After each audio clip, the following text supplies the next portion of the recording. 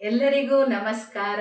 ಆ ದೇವರು ಎಲ್ಲರಿಗೂ ಆಯುರಾರೋಗ್ಯ ಐಶ್ವರ್ಯ ಕೊಟ್ಟು ಕಾಪಾಡಲಿ ಅಂತ ಕೇಳ್ಕೊಳ್ತಾ ಇವತ್ತಿನ ವ್ಲಾಗ್ ಶುರು ಮಾಡ್ತಾ ಇದ್ದೇನೆ.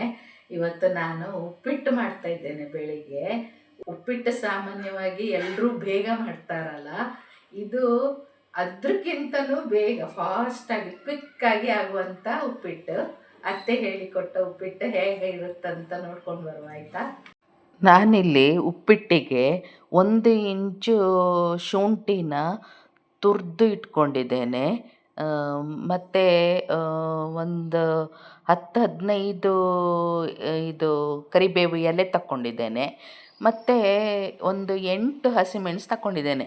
ಅದು 8 ಹಸಿಮೆಣಸು ತಗೊಂಡದ್ದು ಯಾಕಂದರೆ ಇದು ಅಷ್ಟು ಖಾರ ಇಲ್ಲ. ಖಾರ ಇದ್ದ ಹಸಿಮೆಣಸಾದರೆ ಒಂದು 3 ಅಥವಾ 4 ಹಸಿಮೆಣಸು ಸಾಕಾಗ್ತದೆ. ಅದನ್ನು ಕಟ್ ಮಾಡಿ ಇಟ್ಕೊಂಡಿದ್ದೇನೆ. ಈಗ ನಾನು ಈ ಲೋಟದಲ್ಲಿ 2 ಲೋಟ ನೀರು ಹಾಕ್ಕೊಳ್ತಾ ಇದ್ದೇನೆ. ಯಾಕಂದರೆ 1 ಲೋಟ ನಾನು ದಪ್ಪ ರವೆ ತಗೊಳ್ತಾ ಇದ್ದೇನೆ. 2 ಲೋಟಕ್ಕಿಂತ ಒಂಚೂರು ಜಾಸ್ತಿ ಆದರೂ ತೊಂದರೆ ಇಲ್ಲ. ನಾನು 2 ಲೋಟ ಒಂಚೂರು ಒಂದು 1/4 ಲೋಟ ಎಕ್ಸ್ಟ್ರಾ ಹಾಕ್ಕೊಂಡಿದ್ದೇನೆ. ಅದು ದಪ್ಪ ರವೆ ಅಲ್ಲ, ಹಾಗಾಗಿ ಅದು ನೀರು ಕುಡಿತದೆ, ಸಾಕಾಗ್ತದೆ. ಅಷ್ಟನ್ನು ತಗೊಂಡು ಅದನ್ನು ನಾನು ಕಾಯಲಿಕ್ಕೆ ಇಡ್ತೇನೆ. ಆ ನೀರು ಕುದಿಬೇಕು, ಒಂಚೂರು ಕುದಿಲಿಕ್ಕೆ ಇಡ್ತೇನೆ. ಅದನ್ನು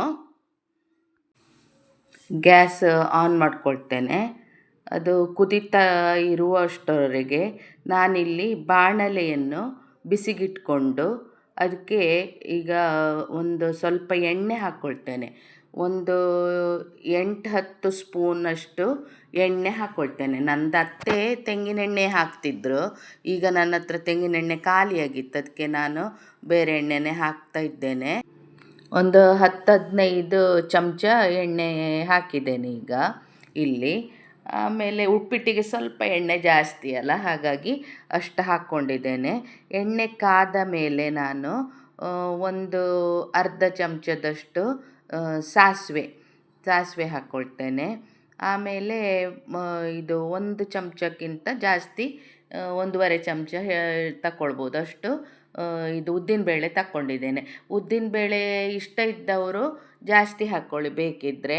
ಅದು ಉಪ್ಪಿಟ್ಟು ತಿನ್ನುವಾಗ ಸ್ವಲ್ಪ ಬಾಯಿಗೆ ಸಿಕ್ಕಲಿಕ್ಕೆ ಇಷ್ಟ ಇದ್ದವರು ಜಾಸ್ತಿ ಹಾಕ್ಕೊಳ್ಬೋದು. ಅದು ಒಳ್ಳೆ ಆಗ್ತದೆ, ಸ್ವಲ್ಪ ಜಾಸ್ತಿ ಮಧ್ಯೆ ಮಧ್ಯೆ ಉಪ್ಪಿಟ್ಟು ಮಧ್ಯೆ ಸಿಕ್ಕುವಾಗ ಒಳ್ಳೆಯದಾಗುತ್ತೆ. ಇಷ್ಟ ಇದ್ದವರು ಹಾಕ್ಕೊಳ್ಬೋದು. ಇಲ್ಲಿ ನಾನು 1 ಲೋಟ ದಪ್ಪ ರವೆ ತಗೊಳ್ತೇನೆ. ಯಾವುದು ಬನ್ಸಿ ರವೆ ಅಂತ ಹೇಳ್ತಾರಲ್ಲ, ಆ ರವೆಯನ್ನು ತಗೊಂಡಿದ್ದೇನೆ ನಾನು. ಇದೀಗ ಸಾಸಿವೆ ಮತ್ತು ಉದ್ದಿನಬೇಳೆ ಇದು ಸಾಸಿವೆ ಪಟ ಅಂತ ಸಿಡಿತದೆ, ಮತ್ತು ಉದ್ದಿನಬೇಳೆ ಸ್ವಲ್ಪ ಕೆಂಪಾಗ್ತಾ ಬರುವಾಗ ನಾನು ಇಲ್ಲಿ ಅದೇ ಶುಂಠಿಯನ್ನು ಕೊಚ್ಕೊಂಡಿದ್ದೇನೆ, ಕರಿಬೇವು, ಹಸಿಮೆಣಸು ಎಲ್ಲವನ್ನು ಇದಕ್ಕೆ ಎಣ್ಣೆಗೆ ಹಾಕ್ಕೊಂಡು ಬಿಡ್ತೇನೆ. ಹಾಕ್ಕೊಂಡು ಬಿಟ್ಟಾದಮೇಲೆ ಅದನ್ನು ಸ್ವಲ್ಪ ನಾವು ಕಾಯಿಸ್ಬೇಕು, ಸ್ವಲ್ಪ ಇದು ಹುರಿಬೇಕು. ಹುರಿದಾದ ಮೇಲೆ ಅದಕ್ಕೆ ನಾನು ಈ 1 ಲೋಟ ರವೆ ಬನ್ಸಿ ರವೆಯನ್ನು ತಗೊಂಡಿದ್ದೇನಲ್ಲ, ಅದನ್ನು ಹಾಕಬೇಕು. ಹಾಕಿ ಅದರಲ್ಲೇ ಸರಿ ಮಾಡಿ ಹುರಿಬೇಕು. ನೀವು ಚಂದ ಹುರಿಬೇಕದು. ಆ ಎಣ್ಣೆಯಲ್ಲೇ ಹುರಿದ್ರೆ ಸಾಕು. ಈ ಉಪ್ಪಿಟ್ಟಿಗೆ ನಾನು ಮೊದಲೇ ರವೆ ಹುರಿದಿಟ್ಕೊಳ್ಳೋದಿಲ್ಲ, ಇದರಲ್ಲೇ ನಾನು ಹುರಿತಾ ಇದ್ದೇನೆ. ಇದರ ಸರಿ ಚಂದ ಹುರಿತಾ ಬರುವಾಗ ಇದು ರವೆ ಉಂಟಲ್ಲ, ಒಂಥರ ಬಿಳಿ ಬಿಳಿ ಥರ ಆಗುತ್ತೆ ಎಲ್ಲ ರವೆ ಒಂಥರ. ಆ ಥರ ಆದಮೇಲೆ ನೀವು ಗ್ಯಾಸ್ ಸ್ಟವನ್ನು ಸ್ವಲ್ಪ ಸ್ಲೋ ಮಾಡಿ ಅದಕ್ಕೆ ನೀವು ಇದು ಉಪ್ಪು ಮತ್ತು ರುಚಿಗೆ ತಕ್ಕಷ್ಟು ಉಪ್ಪು, ಆಮೇಲೆ ಸಕ್ಕರೆ ಅದಕ್ಕೆ ನಾನು ಆ್ಯಡ್ ಮಾಡ್ಕೊಳ್ತೇನೆ. ಕೆಲವರು ಎಂತ ಮಾಡ್ತಾರಂದರೆ ನಾವು ನೀರು ಕಾಯ್ಲಿಕ್ಕೆ ಇಟ್ಟಿದ್ದೇವಲ್ಲ, ಅದಕ್ಕೆ ಉಪ್ಪು ಮತ್ತು ಸಕ್ಕರೆ ಹಾಕ್ಕೊಳ್ತಾರೆ. ಬೆಲ್ಲನೂ ಹಾಕ್ಕೊಳ್ಬೋದು. ನಾನಿಲ್ಲಿ ಇವತ್ತು ಸಕ್ಕರೆ ಹಾಕ್ತಾ ಇದ್ದೇನೆ. ರುಚಿಗೆ ತಕ್ಕಷ್ಟು ಉಪ್ಪು, ಆಮೇಲೆ ಇದು ಒಂದು 3-4 ಚಮಚ ಸಕ್ಕರೆ ಹಾಕ್ಕೊಳ್ತೇನೆ.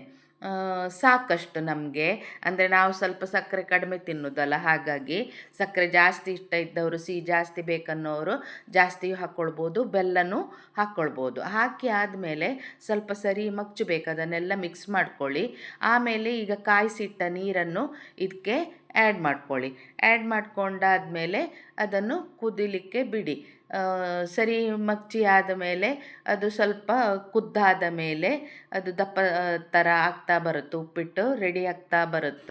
ಈ ಟೈಮಲ್ಲಿ ನೀವು ಅದರದ್ದು ಟೇಸ್ಟ್ ಸಹ ನೋಡ್ಕೊಳ್ಬೋದು, ಏನಾದರೂ ಬೇಕಾದರೆ ಹಾಕ್ಕೊಳ್ಬೋದು. ಆಮೇಲೆ ಇದು ಪ್ಲೇಟ್ ಮುಚ್ಚಿ ನಿಧಾನಕ್ಕೆ ಒಂದು 10 ನಿಮಿಷ ಬೇಯಿಸ್ಬೇಕು. ಪ್ಲೇಟಲ್ಲಿ ಮುಚ್ಚಿಟ್ಟಾದಮೇಲೆ ಅದು ಸ್ವಲ್ಪ ಹೊತ್ತು ಅದರಲ್ಲೇ ಬಿಡಬೇಕು, ನಿಧಾನಕ್ಕೆ ಅದು ಬೇಯ್ತಾ ಬರ್ತದೆ ಅಷ್ಟೊತ್ತಿಗೆ. ಆಮೇಲೆ ಉಪ್ಪಿಟ್ಟು ನಿಮ್ಮದು ರೆಡಿ ಆಗ್ತದೆ.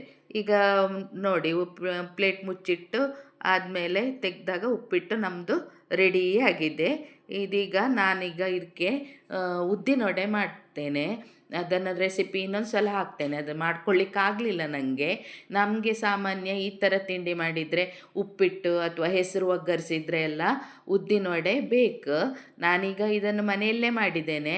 ನಮಗೆ ಆ ಟೈಮಲ್ಲಿ ಅತ್ತೆ ಹೋಟ್ಲಿಂದ ತರಿಸಿ ಕೊಡೋದು ಉದ್ದಿನವಡೆ. ಈ ಥರ ತಿಂಡಿ ಎಲ್ಲ ಮಾಡಿದರೆ ಉದ್ದಿನವಡೆ ತರಿಸಿ ಕೊಡೋದು. ನಮಗೆ ಭಾರಿ ಖುಷಿ ಅದಂದರೆ.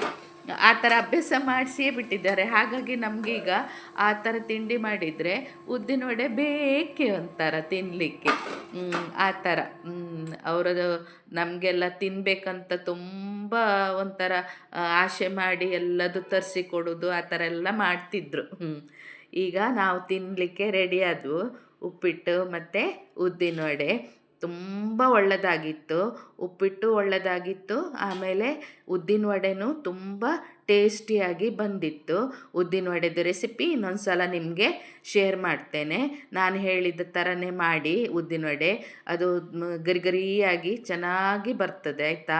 ನಾನು ಸಾಮಾನ್ಯವಾಗಿ ಹಿಂದಿನ ದಿವಸ ತೋವೆ ಮಾಡಿದರೆ, ತೋವೆದ ರೆಸಿಪಿ ನಾನು ಮೊದಲೊಂದು ಸಲ ತೋರಿಸಿದ್ದೇನೆ ನಿಮಗೆ. ಆ ತೋವೆ ಮಾಡಿದರೆ ಮರುದಿನ ಹೆಚ್ಚಾಗಿ ಉದ್ದಿನವಡೆ ಮಾಡಿ ಈ ಥರ ತೋವೆ ಹಾಕ್ಕೊಂಡು ಅದು ಸೂಪ್, ಉದ್ದಿನವಡೆ ಒಟ್ಟಿಗೆ ಸೂಪ್ ತಿಂದಾಗೆ ಆಗುತ್ತೆ. ಅದು ಬೋಂಡ ಸೂಪ್ ಏನೋ ಹೇಳ್ತಾರಲ್ಲ, ಆ ಥರ ಟೇಸ್ಟೇ ಬರುತ್ತೆ. ಅದಷ್ಟು ಒಳ್ಳೆ ಆಗಿತ್ತು. ನಾವೀಗ ಅದನ್ನು ಟೇಸ್ಟ್ ಮಾಡ್ತಾ ಇದ್ದೇವೆ. ತುಂಬ ಒಳ್ಳೆಯದಾಗಿ ಬಂದಿತ್ತು. ಬೇಕಿದ್ದವರು ಉಪ್ಪಿಟ್ಟಿಗೆ ಇದು ಕಾಯಿ ತುರಿ ಬೇಕಾದರೆ ಹಾಕ್ಕೊಳ್ಬೋದು. ನಮ್ಮದು ಅತ್ತೆ ಹಾಕ್ತಿದ್ರು ಕಾಯಿ ತುರಿ. ನಂಗೆ ಅಷ್ಟು ಇಷ್ಟ ಅಲ್ಲ ಕಾಯಿ ತುರಿ, ಅದಕ್ಕೋಸ್ಕರ ನಾನು ಹಾಕಲಿಲ್ಲ ಅದನ್ನು. ನೀವು ಬೇಕಿದ್ದವರು ಕಾಯಿ ತುರಿಯನ್ನು ಹಾಕ್ಕೊಳ್ಬೋದು, ಆಯಿತಾ. ನೀವು ನಿಮ್ಮ ಮನೆಯಲ್ಲಿ ಈ ಥರ ಟ್ರೈ ಮಾಡಿ ನೋಡಿ, ಹೇಗೆ ಬಂತಂತ ನನಗೆ ಕಮೆಂಟಲ್ಲಿ ತಿಳಿಸಿ, ಆಯಿತಾ. ನಿಮ್ಮೆಲ್ಲರ ಪ್ರೀತಿ ವಿಶ್ವಾಸ ಸದಾ ನಮ್ಮ ಮೇಲೆ ಹೀಗೆ ಇರಲಿ ಅಂತ ಕೇಳ್ಕೊಳ್ತಾ ಇದ್ದೇನೆ. ನೀವು ನಮ್ಮ ಚಾನಲನ್ನು ಸಬ್ಸ್ಕ್ರೈಬ್ ಮಾಡಿ, ಶೇರ್ ಮಾಡಿ, ಲೈಕ್ ಮಾಡಿ, ಆಮೇಲೆ ಬೆಲ್ಲೈಕಾನನ್ನು ಕ್ಲಿಕ್ ಮಾಡೋದು ಮರಿಬೇಡಿ, ಆಯಿತಾ. ನಿಮಗೆಲ್ಲರಿಗೂ ತುಂಬು ಹೃದಯದ ಧನ್ಯವಾದಗಳೊಂದಿಗೆ ಇವತ್ತಿನ ವ್ಲಾಗ್ ಎಂಡ್ ಮಾಡ್ತಾ ಇದ್ದೇನೆ. ಬಾಯ್, ಸಿ ಯು.